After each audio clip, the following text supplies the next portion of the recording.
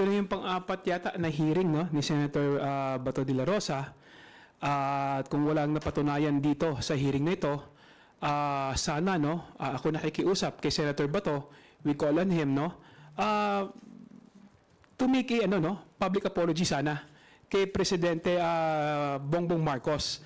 Dahil talagang ang dahilan lamang ng komite na hearing ng committee na ito is para ipahiya, no, ang ating Pangulo. So nananawagan ako, nakikiusap ako na kung walang mapatunayan sa hearing na ito na ebidensya, no, sana, no, humingi sila ng tawad sa ating Pangulo dahil talagang dinadrag nila yung pangalan, yung malinis na pangalan ng ating Pangulo, lalong-lalo na sa mga usapin na wala naman talaga siyang kinalaman na dito. So yun po ang panawagan ko, no, isang public apology, no, galing siguro kay Senator De La Rosa.